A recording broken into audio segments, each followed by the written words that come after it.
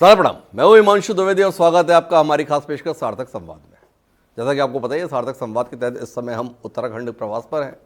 उत्तराखंड में पुष्कर सिंह धामी के नेतृत्व की भाजपा सरकार अपनी इस पारी का 1 साल पूरा कर रही है। क्या 1 साल की उपलब्धियां हैं, क्या 1 साल की विफलताएं हैं, क्या अपेक्षाएं थीं, उन अपेक्षाओं में से कितनी पूरी हुई, कितनी पूरी नहीं हुई, इसकी मीमांसा कर रहे हैं, अलग अलग लोगों से मिल रहे हैं। इसी क्रम में हमारे साथ में उत्तराखंड की राजनीति की कद्दावर शख्सियत और वर्तमान में नेता प्रतिपक्ष की भूमिका में मौजूद यशपाल आर्य जी हमारे साथ में हैं। यशपाल आर्य जी 7 बार के विधायक हैं, हर किस्म का तजुर्बा अपने जीवन में लिए हुए हैं, नई भूमिका में उनको लोग देख रहे हैं और वो सरकार को कैसा देख रहे हैं ये जानने में हमारी दिलचस्पी है। तो यशपाल जी, आपका बहुत बहुत स्वागत है हमारे खास कार्यक्रम में। जी, बहुत बहुत धन्यवाद आपका। और जानने में दिलचस्पी इस बात को लेकर है, जिनके साथ कभी सत्ता में होते थे, आज उनके खिलाफ बगावत का बिगुल लेकर आप खड़े हैं। अफसोस तो नहीं होता? साथ में ही होना था। नहीं, कोई अफसोस नहीं है और कोई बगावत भी नहीं है। एक जिम्मेदारी है और जिम्मेदारी का मुझे एहसास है और जिम्मेदारी जो दायित्व दिया है उसका निर्वहन ईमानदारी से करना भी चाहता हूँ। और जिस तरह की सरकार चुन के आई है, प्रचंड बहुमत की सरकार, बड़ा जनादेश राज्य में भारतीय जनता पार्टी को मिला है, अवसर मिला है, बहुत बड़ा अवसर है।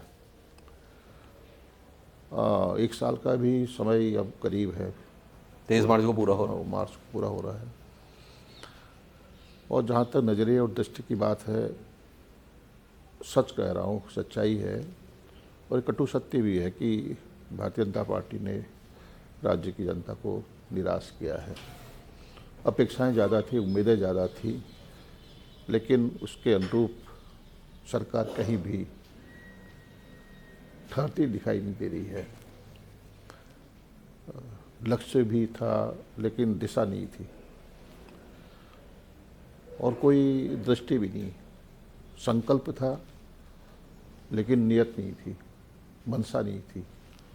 उसका परिणाम है कि आज सरकार जो पिछला बजट सत्र हुआ, एनुअल बजट, वार्षिक बजट जी, और जो सप्लीमेंट्री बजट, अनुपूरक बजट, राज्य सरकार एक 40% धनराशि खर्च कर पाई। इससे बड़ी विडंबना क्या हो सकती है। और बजट रिलीज हुआ, सरकार ने विभागवार बजट को रिलीज भी किया, लेकिन नौकरशाही, बेलगाम नौकरशाही की वजह से आज उसका खामियाजा जनता को फेस करना पड़ रहा है, भुगतना पड़ रहा है। और जो वायदे, जो दिग्भ्रमित करने वाले वायदे थे, वो सच में साबित हो रहे हैं। थोड़ा मेरे सवाल हैं आपसे। आप कह रहे उम्मीदें पूरी नहीं हो पाई, ये बात तो जब चुनाव थे तब भी कही जा रही थी, पर जनता ने तो आपकी बात पर एतबार किया नहीं और एक बार फिर प्रचंड जनादेश के साथ में ये सरकार अस्तित्व में आई। जिसके नेतृत्व में आई वही इस बार भी मुख्यमंत्री के तौर पर मौजूद है। तो ऐसा तो नहीं कि कहीं ना कहीं एक टीस है अंदर कि हम सरकार नहीं बना पाए, इसलिए इस सरकार का अच्छा भी आपको खराब दिखाई देता है? देखिए, मैं ईमानदारी से कह रहा हूँ, कोई टीस नहीं है। कोई, जैसे आपने कहा मीमांसा जी की बात कही, तो मैं उसी दृष्टि से, कोई आलोचना करना ही मकसद नहीं है, उद्देश्य नहीं है मेरा। जो सच है वो प्रदेश की जनता को के सामने रहना मेरी जिम्मेदारी है। देखिए, इन्होंने ही कहा था हम 2022 तक किसानों की आय को दुगना करेंगे। जी, जनता ने किसानों ने भरोसा किया, आय दुगनी नहीं हुई। आज भी किसानों के गन्ने का भुगतान नहीं हो पाया है। आज भी किसानों के गन्ने का समर्थन मूल्य को बढ़ाया नहीं गया है। आज भी पेट्रोल, डीजल, रासायनिक खाद, आज भी बीज और तमाम जो उपकरण, उसमें कहीं पर भी, माफी के साथ बीच में रोकना चाहूँगा। जी जी, अरे कहीं उसमें कहीं आपकी पार्टी के कद्दावर नेता हैं, नाम है उनका हरीश रावत, मुख्यमंत्री भी रहे, केंद्र में कृषि मंत्री भी रहे, उन्होंने तो अभी गन्ना मंत्री की बड़ी तारीफ की और ये बताया कि मैं बधाई देता हूं, और उन्होंने कांग्रेस के विधायकों को निरुत्तर कर दिया। आपकी परफॉर्मेंस पर आपकी पार्टी का कद्दावर नेता सवाल उठा दिया। देखिए, उनकी व्यक्ति राय हो सकती है, व्यक्तिगत राय हो सकती है, लेकिन सच यही है जो मैं कह रहा हूँ। ये पूरी किसान क्या पूरा ये कैसी कांग्रेस है जिसमें इतना बड़ा नेता जी अपनी पार्टी के विधायकों के निरुत्तर हो जाने पर उल्लास महसूस कर रहा है? देखिए, हमारा, मैं उसमें कोई ज़्यादा टिप्पणी नहीं करना चाहूँगा, लेकिन मैं ज़रूर कहना चाहूँगा कि जो हालात हैं जी, और जो किसानों की दशा है वो सब जानते हैं। कर्ज में डूबी हुई किसान, आत्महत्या करने को मजबूर किसान। मैं समझता हूँ कि ये हालात रहे तो किसान गन्ने का उत्पादन करना ही बंद कर देंगे। ज़मीनें सिकुड़ती जा रही हैं, वाजिब मूल्य नहीं मिल रहा है, लागत वसूल नहीं हो रही है। आखिरकार किसान क्या करे? गांव किसी को कुछ भी नहीं मिल रहा है, पर वोट भाजपा को ही मिल रहा है। गांव शहर में तब्दील होते जा रहे हैं। मेरा सवाल है आपसे यशपाल जी, किसी को कुछ नहीं मिल रहा आपके अनुसार, फिर भी हर चुनाव में वोट भाजपा को मिलता है? विकास बहुत पीछे चला गया है जी। चहुमुखी विकास, समग्र विकास की परिभाषा बदल गई है जी। और धर्म, जाति, मजहब के नाम पर वैमनस्य फैलाकर समाज को बांटने की, समाज को तोड़ने की, विभाजित करने की भाजपा का इस सगल रहा है और उसमें कामयाब रहे हैं। तो 5 साल का जो तजुर्बा होगा बीच में भाजपा में रहा, तो आपको यही महसूस हुआ कि भाजपा इसलिए चल रही है? देश के प्रधानमंत्री नरेंद्र मोदी वो तो बता रहे हैं कि 21वीं सदी का जो तीसरा दशक है वो उत्तराखंड का दशक है। उत्तराखंड इस तरीके से विकास के नए प्रतिमान गढ़ने वाला है। हाँ, आदरणीय नरेंद्र मोदी जी कोई स्पेशल पैकेज दें, विशेष सहायता दें जी, अनुदान दें। 1,00,000 करोड़ का कर्ज आज राज्य को है। 2017 में 35,000 करोड़ रुपए का कर्ज था, 2002 से लेकर 2017 तक जी। आज वो कर्ज बढ़ते हुए 17 से लेकर 22 तक। और हम तो वित्त मंत्री 1,00,000 पर हम वित्त मंत्री प्रेमचंद अग्रवाल जी के पास थे, वो तो दूसरे आंकड़े बता रहे हैं। वो बता रहे हैं कि पिछली बार जो बजट था वो 65,000 करोड़ का था, इस बार मैंने बजट दिया है 70,400 करोड़ का दिया, और कुल कर्जा जो इस एक साल में लिया गया वो बमुश्किल 2,200-2,500 करोड़ लिया गया। बजट एक दृष्टि में, बजट एक ग्लांस, ये है सार है उसका, उसमें सब आंकड़े से, मैं आंकड़ों की बात कर रहा हूँ जी। वित्त मंत्री जी आंकड़े देखें, एक दृष्टि में बजट को देखें, सब तस्वीर साफ हो जाएगी। जनता को गुमराह नहीं कर सकते जी। जनता को आंकड़ों के आधार पर ही हम कह रहे हैं कि ये 1,00,000 करोड़ का कर्ज में डूबा हुआ राज्य है। तो एक साल के कामकाज को अगर देखें पुष्कर सिंह धामी के, क्या देख पाते हैं आप जिस तरीके से इस सरकार को विफल करार दे रहे हैं, तो इनकी तो जमानत तो नहीं बचनी चाहिए अब आने वाले किसी भी चुनाव में? मैंने कहा ना, पर लोग बोलते हैं कि कांग्रेस का अभी भी कुछ हो जाए तो बहुत बड़ी बात है। मैंने कहा कि भारतीय जनता पार्टी का एजेंडा अलग है, समाज को बांटो, राज करो। वो ब्रिटिश हुकूमत ने भी यही किया, देश को बांटा, और वही उसी आप तो बहुत अनुभवी राजनेता हैं, पर चल रहे हैं। ईमानदारी से बताइएगा, ये समाज को बांटने के चक्कर में भाजपा सफल हो रही है या कांग्रेस इतनी बटी हुई है इसलिए सफल हो रही है? थोड़ा सच्ची बात हो। देखिए कुछ हमको अपने को, परिवार को एकजुट करना हमारे लिए होना चाहिए, एकजुट प्राथमिकता है हमारी जी। और समय बदल रहा है, और कांग्रेस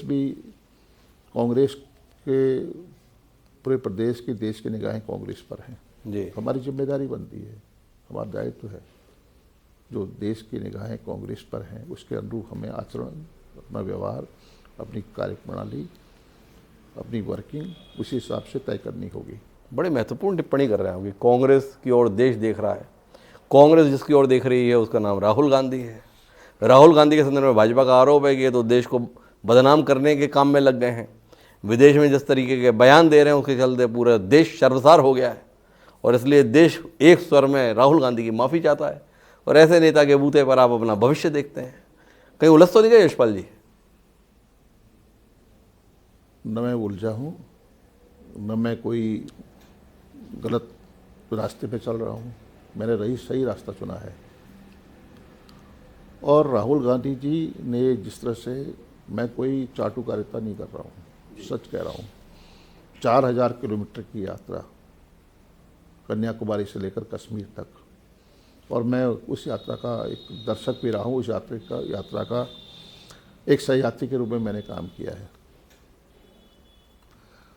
हजारों लाखों की तादाद में लोगों ने उसमें प्रतिभाग किया, शिरकत की, और संदेश राहुल गांधी जी ये नहीं कहा कि मैं सत्ता के लिए संघर्ष में, इस लड़ाई में सत्ता के लिए मैं ये यात्रा कर रहा हूँ। उन्होंने कहा कि आज जो देश के हालात हैं, जो देश को बांटने की कोशिश हो रही है, देश को तोड़ने की कोशिश हो रही है, सांप्रदायिकतावादी ताकतें समाज को, देश को कमज़ोर कर रही हैं, और देश अगर कमज़ोर होगा तो देश का भविष्य खत्म हो जाएगा। तो इसी को लेकर सर्वधर्म समभाव, सर्वजाति समभाव कांग्रेस की, देश की हमारी पहचान है। एकता में अनेकता में एकता, आज वो खतरे में है। तो राहुल गांधी जी को कोई कह रहे हैं कि उन्होंने एक संदेश दिया है। उन्होंने ये नहीं कहा कि हम सत्ता के लिए हम ये कर रहे हैं। उन्होंने कहा आज देश के जो हालात हैं उसको सुधारने के लिए, उसमें सब लोगों को शामिल करने के लिए, देश रहेगा तो हम रहेंगे। हमने लंदन में दिए हुए बयान पर सवाल किया आपने, हमें कन्याकुमारी से कश्मीर तक की यात्रा के विषय में बता दिया। थोड़ा लंदन के संदर्भ में भी तो बताइए। लंदन की बात, वो जो लोग विदेश में जाकर, उन्हें पूरी आज़ादी है, स्वतंत्रता है, और राहुल गांधी ने सच कह दिया, उसमें उनको दर्द है, उनको तकलीफ हो रही है। उन्होंने क्या ऐसा गलत किया कहा? आप कांग्रेस के संदर्भ में इतना अच्छा बोल रहे हैं, पर इन्हीं कांग्रेसियों को भाजपा इतनी भाती क्यों है, खासतौर पर आपके राज्य के संदर्भ में? आप देखिए, भाजपा में जो आज की तारीख में बड़े चेहरे हैं, अधिकांश तो आपकी पार्टी से भेजे हुए हैं। ये कांग्रेसियों को भाजपा इतनी क्यों भाती है? अब देखिए, मैं व्यक्तिगत टिप्पणी से हमेशा बचता रहा हूँ। वो कहीं वो भारतीय जनता पार्टी में हैं, लेकिन उनके मन को टटोलिए, वो अंतर्मन में झांकिए, वहाँ वो पीड़ित हैं, पीड़ित आत्माएं वहाँ गई हैं, लेकिन उनका मन वहाँ नहीं है। वो शरीर वहाँ हो सकता है, आत्मा कहीं और है आज भी। आपको उनकी मन की पीड़ा का बोध है, और जो आपकी पार्टी में बने हुए हैं, माननीय प्रीतम सिंह जी, माननीय हरीश जी, गोदयाल जी, इनकी पीड़ा का भी कुछ एहसास आता है यशपाल जी को? नहीं, पीड़ा किस बात की है? पीड़ा किस बात की है उनमें? भाई, जब आपको उनके पद पर होते हुए पीड़ा महसूस हो जाती है, तो ये अपने आप को जिस भूमिका में देखा करते थे। नहीं, देखिए ना, समय है, राजनीति में उतार चढ़ाव आते हैं, अवसर मिलते हैं, और अभी लंबा सफ़र तय करना है, आगे आना है, सब लोगों को मिलकर काम करना है। राजनीति यहीं पर खत्म नहीं है किसी की, अवसर मिलते हैं और आगे भी अवसर। तो आने वाले अवसर किसके लिए आप देख रहे हैं? जो लगातार जनता के बीच में खारिज हो रहे हैं, वही कांग्रेस में अपने अवसर तलाशेंगे, या कांग्रेस नए लोगों के अवसर देगी? ये तो देखिए, हम सब ने, पार्टी नेतृत्व ने तय करना है, लेकिन अवसर मिले न मिले, एक कार्यकर्ता के नाते सबको मिलकर काम करना है, पार्टी को मजबूत करना है, पार्टी के जो निर्णय है उसको स्वीकार करना है, अनुशासित रहना है, ये हमारा होना चाहिए। नहीं, होना तो बहुत कुछ चाहिए, लेकिन विधानसभा की हार को भूल जाएं। अभी इस दौरान जिला पंचायत का जो चुनाव हुआ, हरिद्वार के संदर्भ में जो चुनाव हुआ, भाजपा तो उल्लास के साथ बता रही है, देखो कहीं टिके नहीं। आप काफ़ी तैयारी करके आए हैं छत्तीसगढ़ से, यहाँ की आपको सारी आवा हवा, यहाँ का जलवायु, यहाँ की वातावरण, यहाँ की राजनीति, सारी जानकारी आप लेके आपने इकट्ठा किया है, समेटा है आपने। कम शब्दों में सब कुछ कह रहे हैं, लेकिन ये चुनाव हैं, चाहे जिला पंचायत के हों, चाहे लोकल बॉडीज के हों, चुनाव को लोकतांत्रिक जो मूल्य हैं वो कहाँ हैं? खरीद फरोख्त, धन बल का इस्तेमाल, हॉर्स ट्रेडिंग, सरकार गिराना, लोकतांत्रिक तरीके से चुनी हुई सरकार को गिरा देना, ये कौन कर रहा है? ये कौन कर रहा है? आप जैसा योद्धा बड़ी हारी हुई सी बात कर रहा है। आप तो मुकाबले की बात कर रहे हैं। हम तो जानना चाहते हैं, अभी नगरीय निकाय के चुनाव होने हैं, आपने तो उस हार के कारण अभी से बताना चालू कर दिया। बताना तो होगा, ये जो सच है सच को स्वीकार करना चाहिए, सच को बताने भी चाहिए जी। हम हारने वाले लोग नहीं हैं जी, हम योद्धा हैं जी। आप देखिएगा। तो नगरीय निकाय के संदर्भ में क्या कहते हैं यशपाल जी? अब मैं कहूँ कोई भविष्यवाणी नहीं कर रहा हूँ, लेकिन हमारी अच्छा हमारा प्रदर्शन होगा।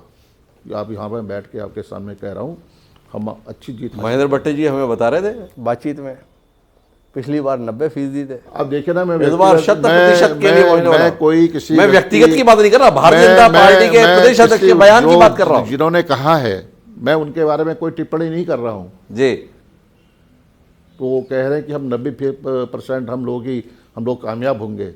अब मैं उनके बारे में क्या कहूँ, हमारे छोटे भाई हैं, आप मेरी भावना को समझिए।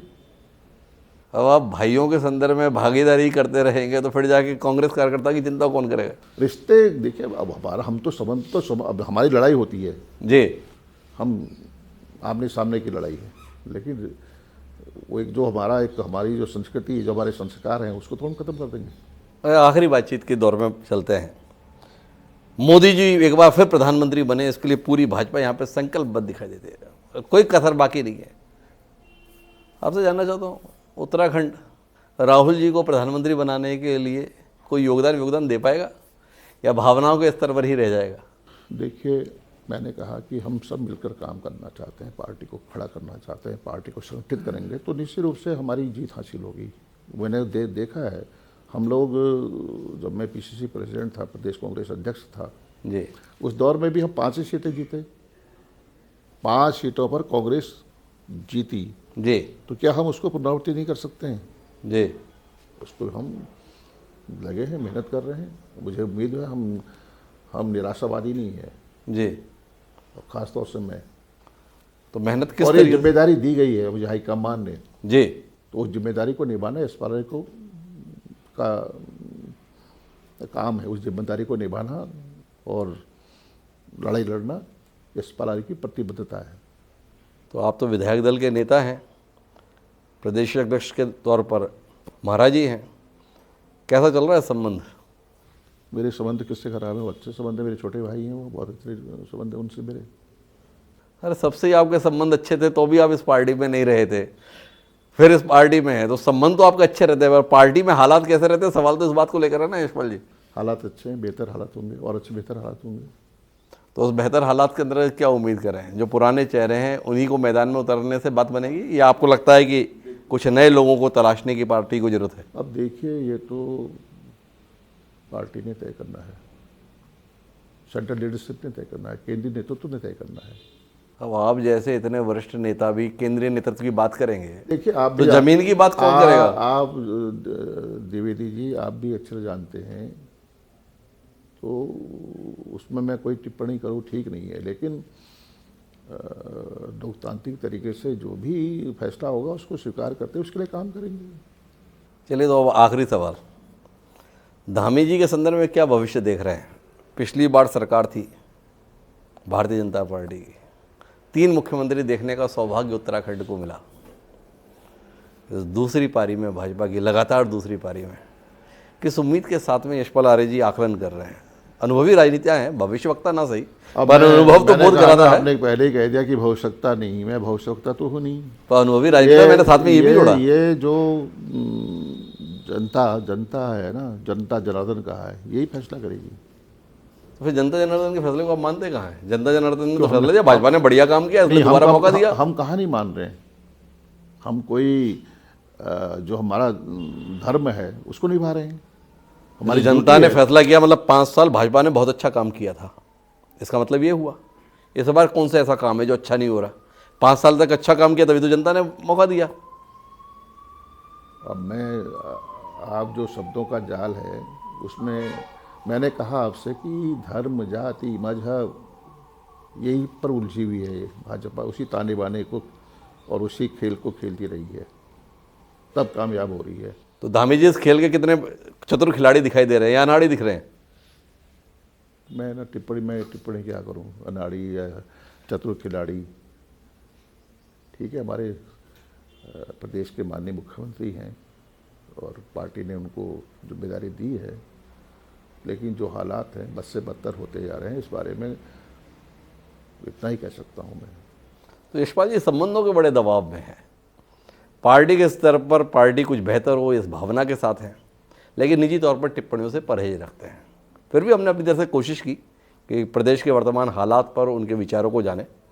आपने काफ़ी विस्तार से हमारे साथ बातचीत में हिस्सेदारी भी की, पर यह मौका है आपका सीधे प्रदेश की जनता से संवाद करने का। जनता टीवी है और आप हैं। क्या कुछ 1 साल पूरा होने पर आप प्रदेश की जनता से कहना चाहेंगे? आप हैं और जनता है। देखिए,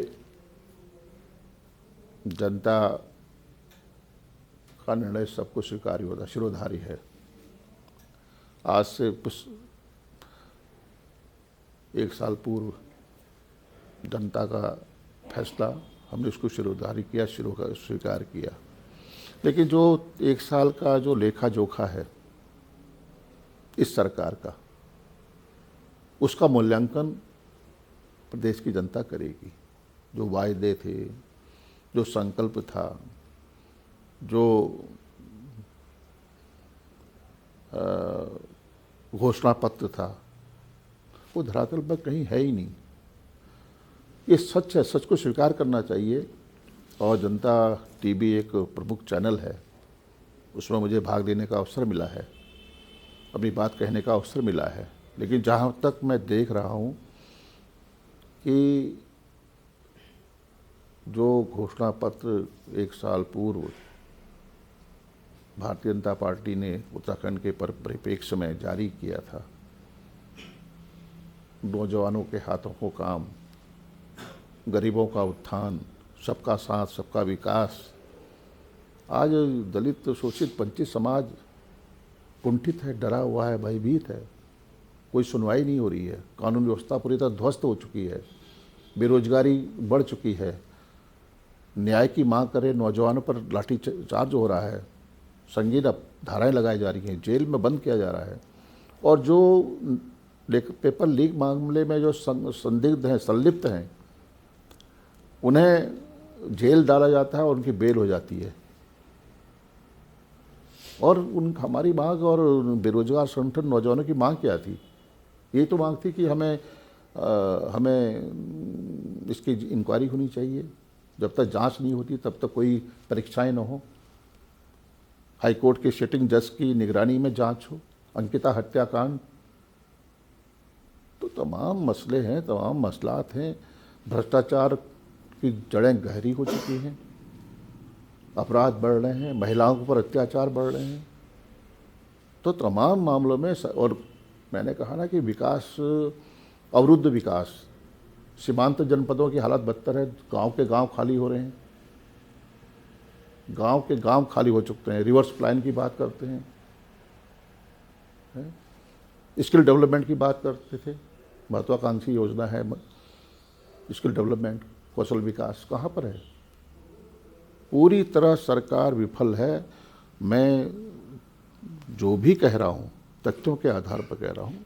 मैं कोई आलोचना करना मेरा ध्येय नहीं है। आलोचना भी करेंगे और समालोचना भी करेंगे, लेकिन जो सच होगा उसी को हम कहेंगे। बाकी जनता ने फैसला करना है। आने वाले चाहे लोकल बॉडीज़ के चुनाव हों, चाहे पंचायतों को चुनाव हो, चाहे लोकसभा का चुनाव हो, हम पूरी तैयारी में हैं, पूरी प्रतिबद्धता के साथ चुनाव लड़ेंगे। तो ये हमारे साथ में थे नेता प्रतिपक्ष यशपाल आर्य जी, जो 1 साल के सरकार के कार्यकाल को पूरी तरह खारिज करते हैं। हर मोर्चे पर यह सरकार विफल रही है। उन्हें उम्मीद है कि इसका परिणाम आने वाले चुनाव, चाहे वो नगरीय निकाय के हैं, पंचायत के हैं या लोकसभा के हैं, उसमें देखने का मौका मिलना चाहिए। लेकिन वो साथ ही इस बात की भी जरूरत बताते हैं कि कांग्रेस को अपने आप को एकजुट करके मैदान में पहुंचना होगा, तभी जनता का भरोसा कांग्रेस के हिस्से में आ सकता है। आपका बहुत बहुत धन्यवाद यशपाल जी हमारे साथ जुड़ने के लिए। धन्यवाद। तो दोस्तों, आज की इस बातचीत में इतना ही। जल्द ही फिर किसी नई शख्स से मुलाकात होगी। मुझे दीजिए इजाजत। सर प्रणाम।